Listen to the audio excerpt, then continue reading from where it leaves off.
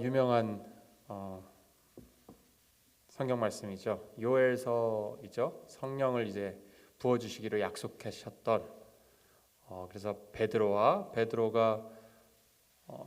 사도행전에 보면은 베드로가 이제 성령 강림 사건 이후에 설교를 하는데 그 설교에도 이 전체를 통째로 인용을 했습니다. 그래서 또 히브리서 기자도 성령에 대해서 얘기를 했고요. 근데 우리가 생각할 때 성령 그러면은 보통 우리는 이렇게 뭐 방언을 하거나 또 성령의 기프트죠. 성령의 은사들을 저희가 자연스럽게 많이 생각합니다. 실제로도 하나님께서 은사를 주시고 성령의 은사들이 우리가 다 있죠. 근데 이 은사가 그럼 다일까요? 아니죠. 보통은 우리는 성령이 우리를 감동시키셔서 이제 성경을 읽거나 말씀을 듣고 찬양을 할 때, 그리고 또 저희가 성찬식을 할 때 성령께서 실제로 역사하시고 우리 안에서 감동을 주신다라는 것을 알고 있습니다. 성경을 통해서. 근데 오늘 이 요엘서에 보면은 하나님이 성령을 왜 주셨는지, 그리고 누구에게 주셨는지, 그리고 그 성령으로 산다는 것이 무슨 뜻인지 알 수가 있습니다. 그래서 이 세 가지를 오늘 보려고 합니다. 요엘서를 통해서 첫 번째로 성령을 왜 주셨는지, 두 번째로는 성령을 누구에게 주셨는지, 그리고 성령 충만한 삶이죠. 성령으로 산다는 것이 어떤 것인지 이렇게 간단하게 세 가지를 보려고 합니다. 우선 첫 번째로 성령을 왜 주셨는지, 왜 주셨을까요? 성령을. 이 요엘서가 적힐 때를 정확하게 알질 못해요. 학자들이 두 가지의 의견이 대표적으로 여러 가지 의견 중에 두 가지 의견이 있긴 합니다. 근데 왜냐하면 언제 쓰였는지 보통 고레스 왕 몇 년 이렇게 쓰기도 하고, 그런데 그런 얘기가 없어요. 근데 알 수 있는 것들이 이제 몇 가지 클루는 있긴 하지만 연대를 알 수가 없습니다. 그 이유는 제가 생각하기에 더더욱이나 이 말씀이 요엘서가 모든 시대를 초월한 세대에게 적용될 수 있다. 모든 말씀이 그렇지만 더더욱 그런 것 같습니다. 이 요엘서는. 그래서 요엘서가 쓰여졌을 당시를 보면은 우선은 이스라엘 백성에게 굉장히 큰 고난이 있습니다. 그리고 실질적인 먹고 사는 문제에 대한 고난입니다. 사실 이게 재앙이 왔고 그거는 사실 하나님이 보내신 것이다 라고 이렇게 돼 있어요. 하나님이 이스라엘 백성들에게 고난을 보내신 거죠. 그리고 회개하라, 그리고 여호와의 날이 올 것이다 이렇게 돼 있습니다. 여호와의 날. 이 여호와의 날을 위해서 성령을 주신 거예요. 여호와의 날을 위해서. 그럼 여호와의 날은 뭘까요? 우리가 보통 이제 신앙생활 오래 하시거나 그러신 분들은 여호와의 날 그러면은 굉장히 우리의 구원의 날이고 회복의 날이라고 잘 알고 계십니다. 하지만 그 전에 좀 생각해야 될 것이 있습니다. 우리가. 왜냐하면 성경에서 여호와의 날을 그 어디에도 회복의 날이라고 명시하고 있지 않기 때문이죠. 직접적으로. 이 여호와의 날은 무시무시한 날입니다, 여러분. 이 요엘서를 읽어보시면 알겠지만 이 요엘도 너무 무서워서 두렵고 떠는 날입니다. 왠지 아십니까? 심판의 날이기 때문이죠. 우리가 물론 믿음을 우리에게 주시고 그 심판을 두려워할 필요가 없다고 우리가 성령께서 말씀하시고 우리의 마음이 확신이 생기기 때문에 두려워하지 않아도 된다고 하지만 실제로 어마어마하게 두려워하는 날이기는 확실합니다. 실제로 우리가 얼마 전에도 부분 계기월식이 있었죠. 실제로 태양이 어두워지고 달이 붉어질 것이다. 모든 학자들이 이거는 그대로 일어날 거다. 이거는 비유로 말한 게 아닌 것 같다 말씀하신 게. 그러니까 온 세상이 어두워지고 하나님의 심판의 날이 분명 임할 거라는 것이죠. 그날. 그리고 그날에는 우리라고 떨지 않을까요? 그러지 않습니다. 우리도 무서운 날입니다. 그날은 모두에게 무서운 날이죠. 하지만 이 구원의 날을 위해서 하나님이 우리에게 성령을 주셨다는 거죠. 그리고 그 구원의 날 좀 이따가도 얘기하겠지만 구원의 날의 성령 위에서 궁극적으로 성령을 주셨고 그 구원의 날을 기다리는 우리에게 사람들에게 백성들에게 삶을 위해서 이 죄악된 삶 속에서 살아가야 되는 그분의 백성들을 위해서 주신 것입니다. 그 전에도 그러니까 구원의 날을 위해서도 궁극적으로 주셨지만 구원의 날에 정말 성령이 필요합니다, 여러분. 성령이 있었다는 것. 성령이 내가 있었다 없었다가 그날 정말 더욱더 확실하게 결정이 될 겁니다. 근데 그 전 삶을 위해서도 주셨다는 거예요. 오늘 요해서를 보면은. 그래서 하나님이 주시는 우리의 고난, 우리가 겪는 고난들, 어려움을 해결할 수 있는 궁극적인 해결책이 하나님한테는 성령이었습니다. 성령. 지금도 그렇고요. 궁극의 능력, 궁극의 해결책이 성령이었습니다. 성령. 결국은 본인을 그냥 주신 거죠. 본인의 영을 삼위일체에 하나님을 주신 것입니다. 그냥. 첫 번째는 그 이유는 우리가 이렇게 죄악된 생활을 살면서 살아가기 위해서 궁극적으로 필요하기 때문에 주신 것이고, 그리고 마지막 날을 위해서 주셨다. 그러면 두 번째는 누구에게 주셨을까요? 오늘 말씀을 보면 모두에게 부어주신다고 되어 있습니다. 모두에게. 이게 잘 생각해 보면요, 굉장히 특별한 겁니다. 우리 성경 안에서만 봐도 그렇고 다른 종교들도 봐도 이런 메시지는 없습니다. 모두에게 하나님의 영을 특별한 계시를 주신다. 상상도 할 수 없습니다. 첫 번째로요, 성경 안에서만 보겠습니다. 성경 안에서도 이 구약서에 보면은 모두에게 하나님의 영이 부어지지 않았습니다. 부어지지도 않았을 뿐더러 하나님의 영이 잠깐 있었다가 떠났던 것 같습니다. 우리가 아는 존경하는 다윗, 솔로몬, 그리고 아브라함, 이 믿음의 우리 forefather들이죠. 여러 가지 믿음의 선조들이 우리가 보기엔 대단한 인물 같죠. 하지만 더 큰 걸 우리가 가지고 있다는 걸 우리가 잊고 삽니다. 성령이 부어주지 않았어요, 그분들한테는. 성령을 그렇게 부어준다는 것은 그냥 부어지지 않는 것이죠. 나중에 얘기하겠지만 하나님은 그냥 죄인에게 그냥 성령을 막 부어주시지 않습니다. 그럴 수도 없고요. 죄가 해결돼야 되는 겁니다. 이 성령을 부어주려면. 그러니까 우리가 읽는 그 선조들, 영웅들이라 그러죠. 믿음의 영웅들도 사실은 우리가 겪고 있는 것을 바라보며 기대하며 소망하던 것들이에요. 사실 그 날을, 성령이 부어지는 날을 기대하고 소망하고 경험하지 못한 것들입니다. 그것을 우리가 지금 실제로 경험할 수 있다는 것이죠. 우리는 훨씬 더 좋은 조건에서 살아가는 겁니다. 영적으로 어떻게 보면.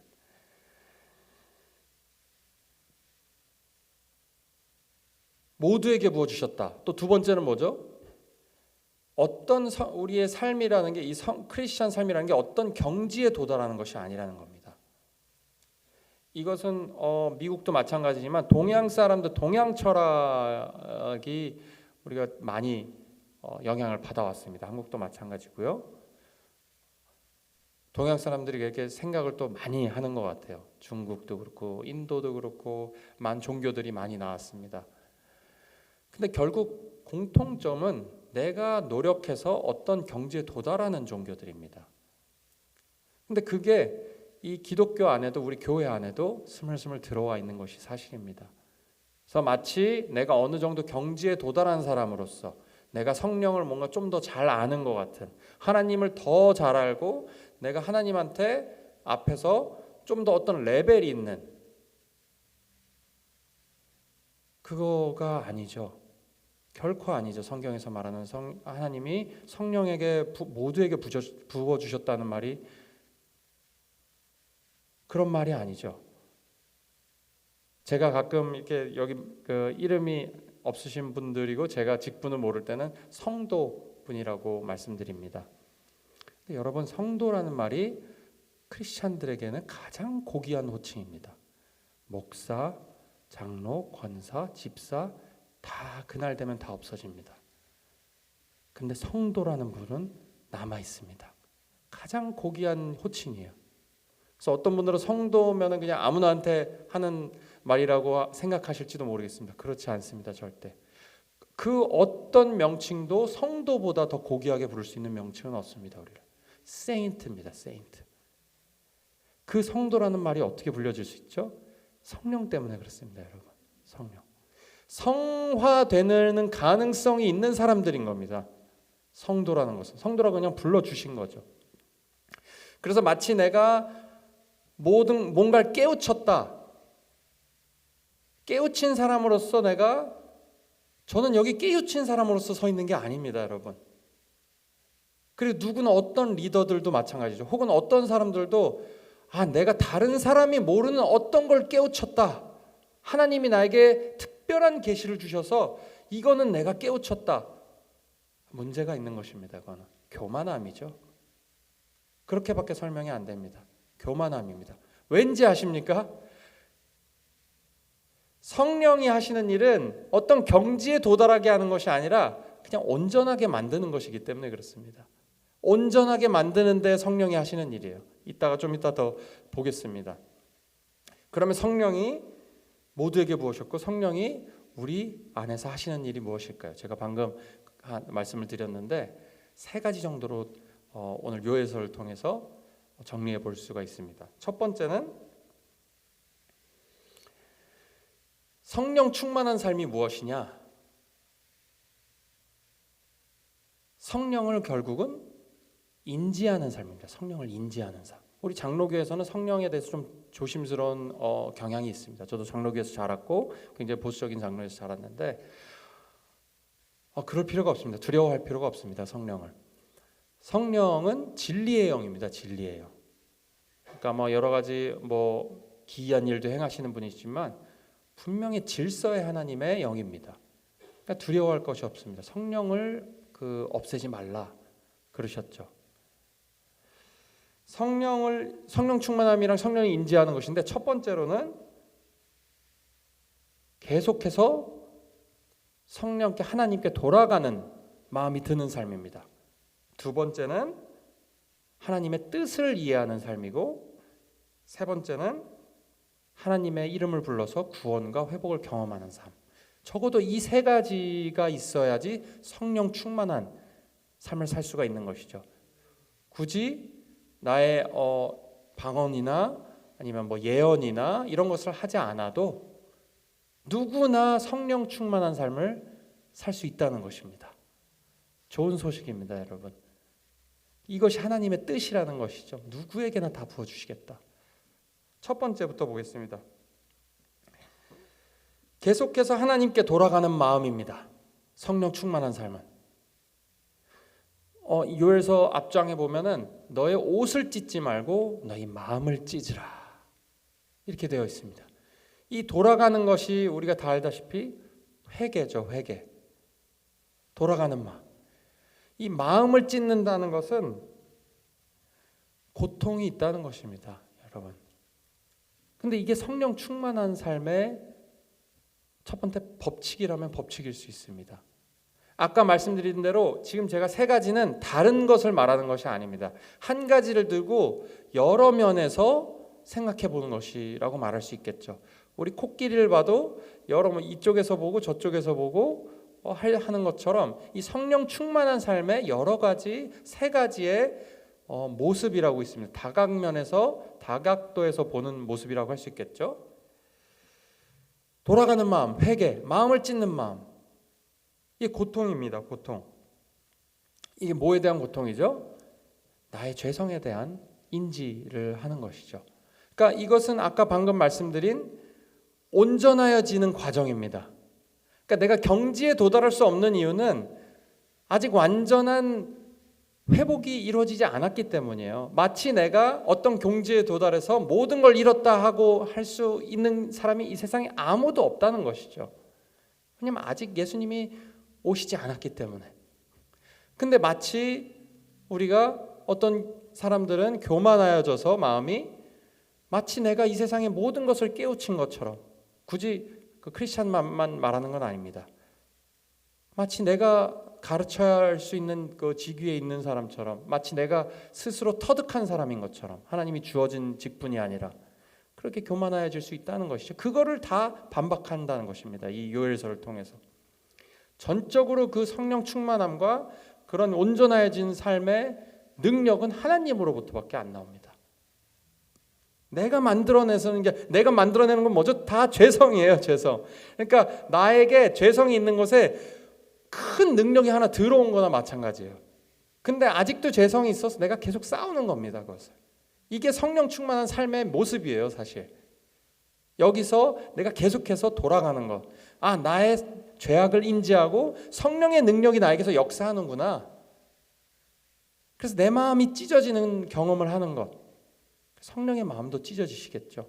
그렇게 나와 있죠. 성령이 애통하게 우리를 위해서 중보하신다고 돼 있죠. 이것을 알고 이 회개를 하는 삶, 마음을 찢는 삶이 성령 충만한 삶의 표본, 모습이라는 것입니다. 두 번째, 여호와의 뜻을 알게 된다입니다.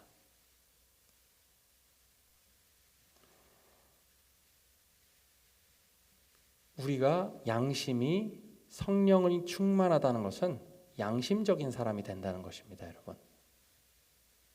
그 양심은 하나님의 뜻입니다.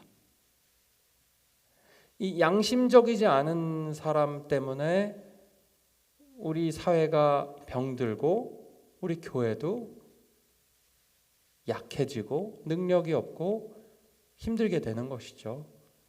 이 선한 양심에 대한 순종만 잘 이루어져도 우리는 아주 다른 공동체가 될 것이고, 활기가 넘치고 성령 충만한, 기쁨이 넘치는, 평안이 넘치는, 회복이 있는, 회복의 눈물과 감동이 있는 공동체가 될 것은 분명합니다.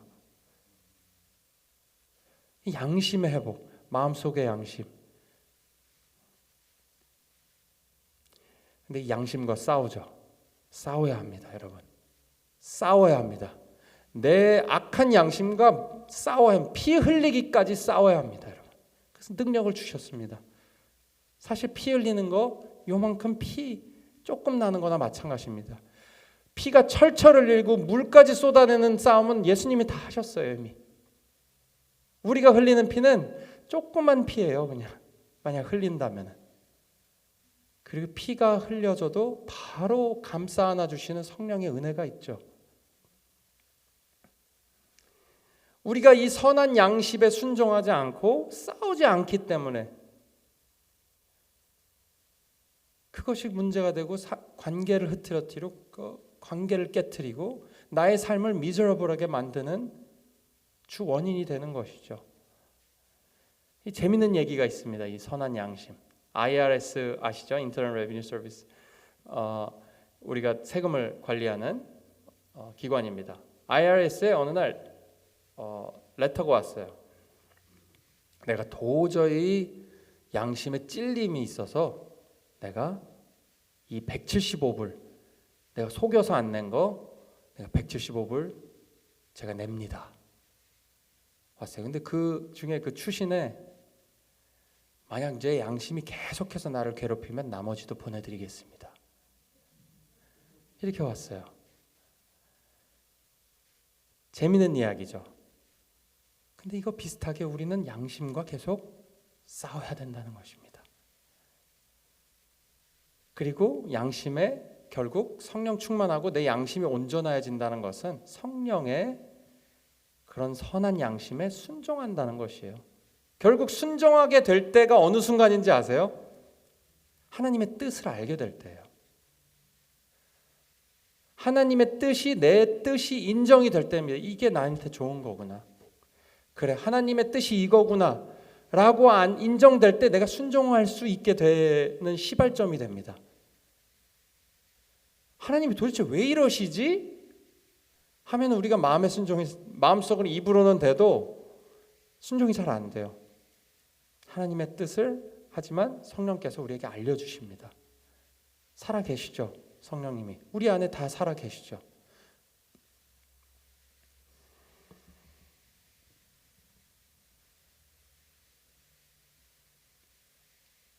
하나님의 뜻에 대해서 말하려면은 아주 시간이 너무 오래 걸립니다. 그래서 하나님의 뜻에 대해서는 maybe 다른 시간대 제가 더 자세하게 하나님의 뜻을 어떻게 아냐. 하지만 분명한 것은 하나님의 뜻은 회복과 사랑과 우리를 위해서 선한 일을 행하시는 것에, 그리고 다른 사람을 위해서, 우리를 위해서 다른 사람을 통해서 우리에게 선한 일을 하시고 우리를 통해서 다른 사람에게 선한 일을 하시는 것, 그것이 크게 봤을 때 하나님의 뜻이라고 볼 수 있습니다. 예수님 안에서. 두 번째는 그렇게 하나님의 뜻을 아는 것입니다. 선한 양심을 통해서, 양심의 순종함을 통해서 하나님의 뜻을 이루고 또 하나님의 뜻을 아는 것이죠. 이 말씀 드려야 됩니다. 이걸 제가 말씀 안 드리고 그냥 넘어갈 뻔했네요. 여기서 보면은 이 성령이 하시는 부어줬을 때 너희 아비들은 너희 자녀들은 환상을 볼 것이고 아비들은 예언할 것이고 여러 가지 비전을 볼 것이고 이런 게 나옵니다. 이것은 결국은 모두가 우리가 그럼 지금 비전을 보고 꿈을 꾸고 이 당시 때 프로핏들처럼 보고 있지 않은데 그러면 우리는 성령만 받지 않은 것입니까? 라고 물어볼 수 있겠죠. 그리고 반대로 어떤 사람들은 나는 그런 일을 보여준다. 나는 성령이 받은 사람이다. 너도 두 번째 성령을 받아야 된다. 라고 이런 사람들도 있어요. 그런 얘기는 성경에 나와 있지 않습니다. 그럼 이것은 뭘까요? 결국 하나님의 뜻을 아는 것입니다. 이게 그 프로핏들, 여러 가지 하나님의 선택을 받은 하나님의 통로가 된, 메시지의 통로가 된 이 사람들은 결국 하나님의 뜻을 아는 사람들이었어요. 이 비전이나 이 꿈을 꾸는 것, 환상을 보는 것 다 같은 얘기입니다. 같은 얘기, 다른 얘기가 아닙니다. 결국 하나님의 뜻을 아는 것이죠. 하나님의 뜻은 양심을 통해서 안다. 그 얘기를 안에서 꼭 하고 지나가요. 이거를 통해 잘못 이렇게 이해하면은 이렇게 오해가 될 수 있습니다. 누군가가 그리고 그렇게 오셨을 때 그것도 그럴 수도 있겠지만 궁극적으로 중요한 거는 요엘서에서 하나님의 뜻을 아는 것이다. 우리가 그리고 하나님의 뜻을 알 수 있게 우리에게 성령을 통해서 양심을 통해서 우리에게 주신 것이다. 라는 것을 말해줄 수 있습니다. 우리가 세 번째 마지막입니다. 회복과 구원을 경험하는 삶이 성령 충만한 삶입니다. 첫 번째는 하나님께 돌아가는 마음, 회개하는 삶. 두 번째는 하나님의 뜻이 이해가 되는 삶. 세 번째는 하나님의 이름을 불러서 회복과 구원을 경험하는 삶입니다. 이게 아까 말씀드렸듯이 다 이렇게 서로 연결돼 있어요. 누구든지 여호와의 이름을 부르는 자는 구원을 얻으리라. 이 삶 속에서 하나님을 많이 부르셔야 됩니다. 성령 충만한 삶은 하나님을 부르셔야 되는데 이 하나님을 부르시는 게 무슨 마음에서 어떤 마음이냐? helplessness입니다. 도움이 필요하고 나에게 정말 하나님밖에 도움이 결국 궁극적으로 하나님이 예스 하시면 누구도 노할 수가 없고 하나님이 노 하셨을 때 누구도 예스 할 수 있는 권위가 이 세상에 없다. 나조차도 그렇다. 결국 하나님한테 갖고 가야 된다. 라는 하나님의 부르는 마음이 그런 마음입니다. helplessness, 도움이 없다. 누구도. 결국 이것을 해결해 줄 수 있는 사람은 하나님뿐입니다. 하나님의 이름을, 여호와의 이름을 외치는 것이죠. 그 삶이 성령 충만한 삶의 모습입니다. 그래서 하나님은 그 사람한테 누구든지 나의 이름을 부르는 자는 구원을 얻으리라. 내가 구원을 약속입니다. 반드시 내가 해결해 주리라. 내 이름을 부르는 자. 이 다른 성경에도 보면은 성령이 역사하지 않고서는 성령 그 하나님의 이름을 제대로 주라고 시인할 수 없다고 되어 있습니다. 그러니까 사실은 이것도 우리 안에서 선한 일을 하시는 일의 부분인 겁니다. 우리 도움이 없을 때 하나님을 이름을 부르게 되는 것. 이것이 우리 안에 성령이 있다는 증거이기도 한 것이죠. 그러니까 여러분의 이 성령이 내가 정말 있나 의심하실 필요가 없습니다. 분명히 있습니다. 이런 제가 말씀드린 세 가지는 성령의 증거이기도 합니다, 여러분. 성령이 부어줬을 때 이런 일이 벌어질 거다라는 말씀하신 것이기 때문에 하나님이 말씀하신 거기 때문에 굳이 은사, 특별한 은사가 없으셔도 이 마음, 내가 찢어지는 마음, 회개하는 마음, 하나님의 뜻이 궁금하고 하나님의 뜻을 알고 내 양심에 그걸 싸우는 마음, 하나님의 뜻을 아는 것, 그리고 마지막으로 여호와 이름을 불러서 도움을 요청하는 삶. 이것이 성령 충만한 삶입니다. 근데 성령 충만하면 자동으로 이루어지는 것일까요, 이게? 그랬다면 이 말씀을 제가 할 필요도 없겠죠. 이 말씀을 통해서 하나님의 묘한 방법입니다. 성령의 능력, 선한 양심과 우리의 죄된 양심이 싸울 때 이 성령의 마음이 어떻게 더 커지고 이 죄된 마음을 누를 수 있는가? 하나님의 방법은 계속되는 말씀으로 인한 말씀을 먹는 것입니다. 성령은 말씀의 영이기 때문에 우리가 말씀을 먹었을 때 이 성령의 능력이 더욱더 커지는 것이죠. 하나님이 역사하시는 것이죠. 그래서 말씀을 통해서 하나님의 묘한 방법입니다. 왜 그러시는지 모릅니다. 하지만 분명한 것은 하나님은 말씀이시고 말씀으로 모든 것을 창조하셨고 말씀으로 우리의 죄된 마음도 재창조하신다는 분이시라는 것은 우리가 분명하게 알 수 있죠. 마지막으로 다시 돌아가면 이 성령이 하시는 일이 사실 한 가지 더 있습니다. 아까 말씀드렸던 걸로 다시 돌아가면 그 두려운 마지막 날, 우리가 자신감 있게 하나님을 부를 수 있게 해줍니다. 이 날은 누구도 두려움에 떠는 날입니다. 어떤 성령이 없는 사람은 두려워서 숨는 날입니다. 두려워서 울고 도망가는 날입니다. 그 지금까지 느껴보지 못한 공포를 경험하게 될 것입니다. 어떤 귀신 이야기, 유령 이야기, 아니면 어떤 위협, 목숨의 위협보다도 비교도 안 되는 어마어마한 공포가 엄습할 것입니다. 왜냐하면 하나님보다 두려워할 수 있는 건 이 세상에 없기 때문이죠. 그 마지막 날, 이 세상에 온 땅이 어두워지고 하나님의 심판이 오는 그날. 근데 성령이 있는 우리들에게는, 성령이 있는 자에게는 자신감을 주신다는 겁니다. 그때 우리 마음에 하나님의 주의 이름을 부를 수 있는 이 믿음을 그때 주신다는 거예요. 이미 주신 믿음을 그때 확인할 수 있는 날이 온다는 것이죠. 성령이. 그날을 생각하면은 참 어떻게 보면은 어떤 것도 이 세상이 두려워할 것이 없을 것 같습니다. 내가 여호와 이름만 부르면 그날 구원을 받는 그 어마어마한 날. 다른 거가 필요 없습니다. 나의 직분, 장로 직분, 목사 직분, 집사 직분, 권사 직분 아무것도 필요가 없는 날입니다. 나의 가진 것 아무것도 그냥 여호와의 이름만 부르면은 구원을 얻는. 홈레스들도 다 구원을 얻는 그런 날이 엄청난 날이 우리를 기다리고 있다는 것 우리가 기억해야 되겠죠. 오늘 그래서 성령에 대해서 얘기할 것이 굉장히 많지만 사실은 오늘 이렇게 요엘서를 통해서 성령 충만한 삶이 어떤 삶인지, 그리고 우리가 성령 충만한 삶을 살 수 있다는 것, 그리고 그것이 하나님이 우리에게 삶 속에 이 죄악된 삶 속, 힘든 고통 속에서 사는 삶 속에서 우리에게 주시는 궁극적인 해결책이었다는 것. 결국 성령의 삶은 궁극적으로 우리에게 평안을 주는 삶이고 기쁨을 주는 삶이고 우리를 온전하게 하는 삶이라는 것, 그리고 우리 모두에게 어베일러블한 삶이라는 것. 그것을 우리가 기억하고 오늘도 성령 충만한 삶을 사시기로 결단하시고 또 노력하시는, 그래서 성령 충만함을 경험하시는, 죄와 피 흘리기까지 싸우셔서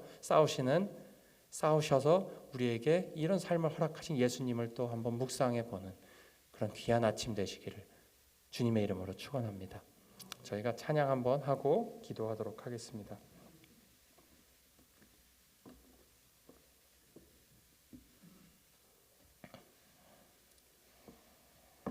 빈들의 마른 불같이 저희가 찬양하고 기도하도록 하겠습니다.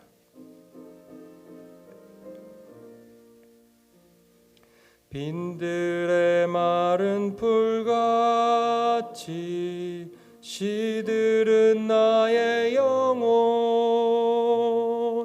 주님의 약속한 성령 간절히 기다리네. 가물어 메마른 땅에 단비를 내리시듯 성령의 단비를 부어 새 생명 주옵소서. 반가운 빗소리 들려 산천이 춤을 추네. 봄비로 내리는 성령 내게도 주옵소서. 가물어 메마른 땅에 단비를 내리시는 성령의 단비를 부어 새 생명 주옵소서. 절 따라 우로를 내려 조목이 무성하니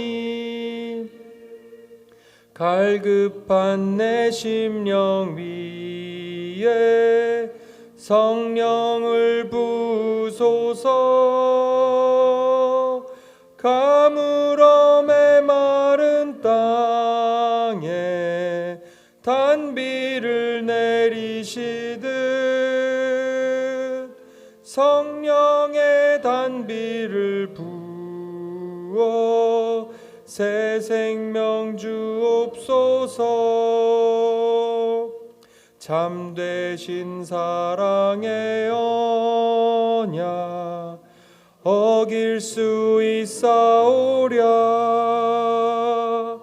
오늘의 흡족한 은혜 주실 줄 믿습니다. 가물어 메마른 땅에 단비를 내리시듯 성령의 단비를 부어 새 생명 주옵소서.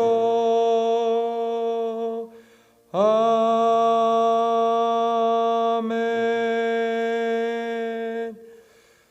좋으신 하나님, 저희에게 성령을 주심에 감사합니다. 그 놀라운 미스터리의 삼위일체의 그 기쁨과 평강과 그 교제를 우리에게도 허락하심에 감사합니다. 주님, 우리가 성령 충만한 삶을 살기 원합니다. 결국은 우리가 욕심도 버리기 힘들고 여러 가지 걱정도 마음속의 걱정도 떨쳐내버리기 힘듭니다. 하지만 주님께서 저에게 허락하신, 저에게 부어주신 성령을 저희가 인지합니다.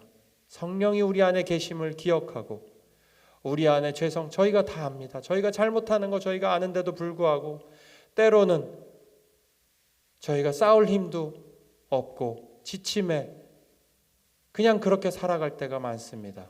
주님, 하지만 우리가 연약할 때 주님께서 우리의 강함 되어 주시고 성령께서 충만하여 주셔서 우리가 말씀 읽을 때마다 그 말씀이 우리 영혼을 적셔 주시고 단비같이 우리의 굳어진 마음, 메마른 마음을 주님께서 성령의 단비로 적셔 주시옵소서. 그래서 하나님, 우리가 생각지도 못했던 그 선한 마음이 우리에게 피어나게 하시고, 성령께서 우리에게 선한 양심을 통해서 말씀하시는 그 말씀에 또한 순종하는 마음 주셔서 깨어졌던 관계가 회복되게 하여 주시고, 무너졌던 것들이 다시 세워지게 하시고, 무엇보다 우리 마음속에 피어나는 미움과 그런 슬픔과 우울함, 주님께서 사랑과 기쁨과 은혜로 바꿔주시옵소서. 주님의 마지막 날을, 주의 여호와의 날을 저희가 기대합니다. 그 두렵고 떨리는 날이지만 우리에게, 남은 자들에게 허락하신 그 성령의 은혜로 우리에게는 두렵지가 않습니다. 주님, 그리고 우리가 두렵지 않게 해주심에 감사합니다.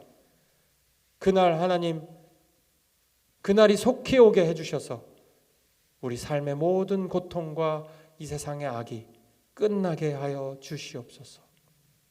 그날까지 우리가 열심히 주님이 맡겨놓으신 선한 일을 감당하면서 살겠습니다. 성령께서 힘주시고 도와주시옵소서. 예수 그리스도의 이름으로 간절히 기도드리옵니다. 아멘.